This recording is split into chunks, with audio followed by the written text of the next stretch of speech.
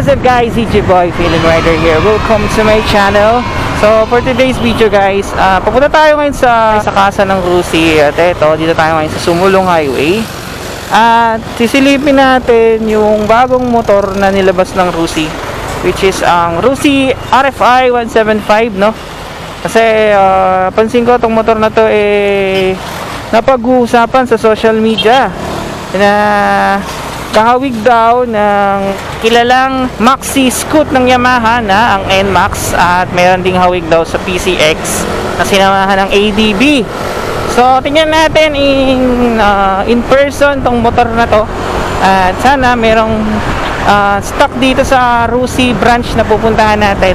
Makita na rin natin in person, at hindi rin naman natin ito matitest ride, pero titignan natin yung motor talaga, kung gaano nga ba siya kaganda, at talagang neck breaker nga daw itong motor na to sa mga paggamit-gamit mo at dadaan ka sa kalsada, no? So tara, silipin natin. At eto, malapit na tayo sa RUSI, sa Casa ng RUSI. Eto, meron dito malaking casa. Eto guys, RUSI. Let us see kung meron ditong RFI 175. Let us see. So napansin ko ang daming display dito, no? At yun nga lang, parang napapansin kayo wala ritong RFI, pero titignan pa rin natin. Tanong tayo. A few moments later. Mukhang ito yung RFI guys. Wow! Mukhang ito nga guys, kaso nakabalot.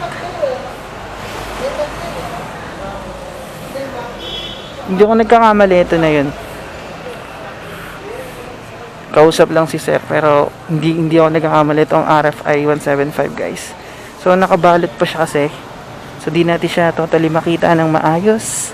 Pero ito yun. Ito yung kulay dilaw ng RUSI RFI. RFI nga, confirm guys, kaso nakabalot pa siya.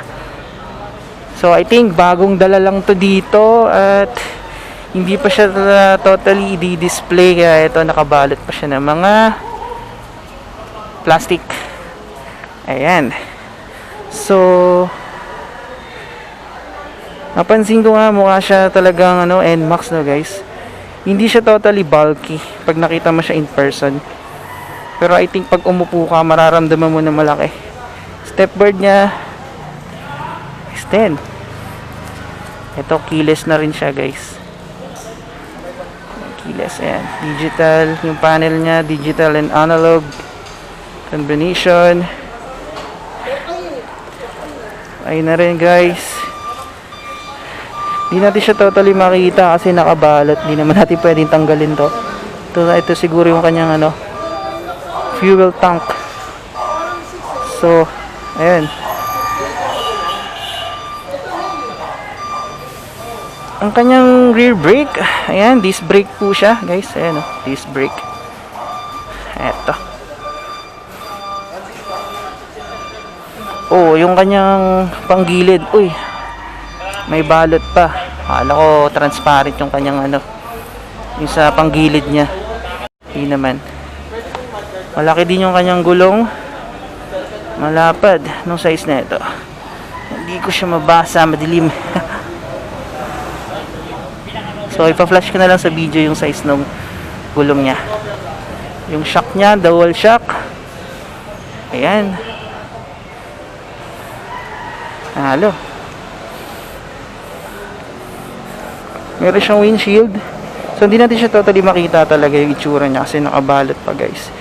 Siguro in the next time. So front shock, disc brake. Yan, meron siyang LED, ewan ko kung ilaw ata to for hazard. Combi brake din siya guys. May nakalagay na combi brake. I think may feature din to ng combi brake system.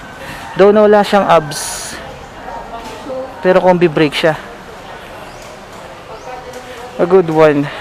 So hindi natin siya totally makita kasi nga may balot pa. Pero in the next day, pwede nating balikan to. Isang color lang yung available, dilaw. Ayan. Yung kanyang radiator, eto. Yung radiator cover niya parang mga katulad sa mga Mio. Ayan, ganyan.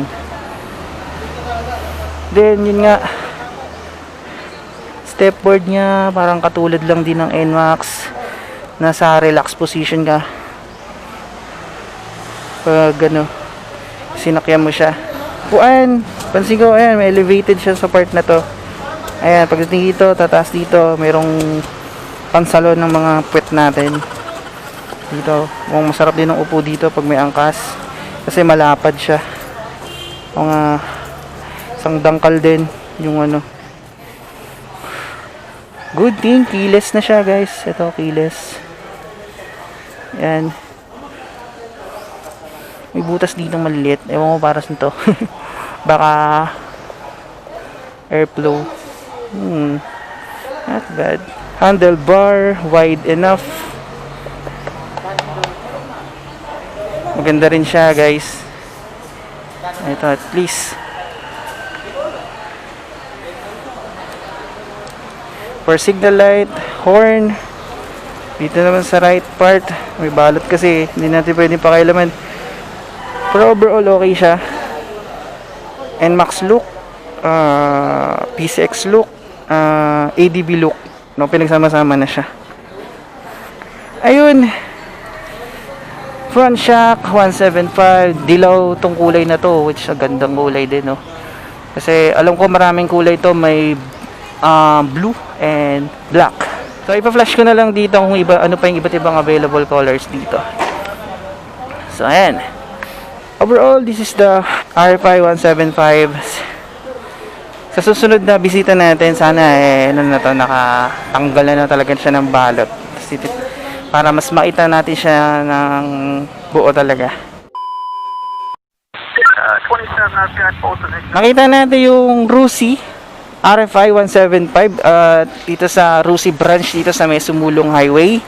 At ayun nga, no, nakabalot kasi siya. Luckily nakabalot yung motor. So I think in the next video bisitahin natin tong motor na to, at para makita natin siya in person, para mabigyan pa natin ng more detailed at most closer look yung motor na to. So yun lang guys for today's video. This is Feeling Rider. Maraming salamat sa panonood. Kung hindi ka pa nakasubscribe, subscribe na kayo sa channel ko at hit like nyo na rin yung video na to. At huwag nyo na rin kalimutan yung hit ang notification bell para update tayo sa mga videos na i-upload natin. So yun guys, this is Feeling Rider. Ride safe sa ating lahat. Peace out.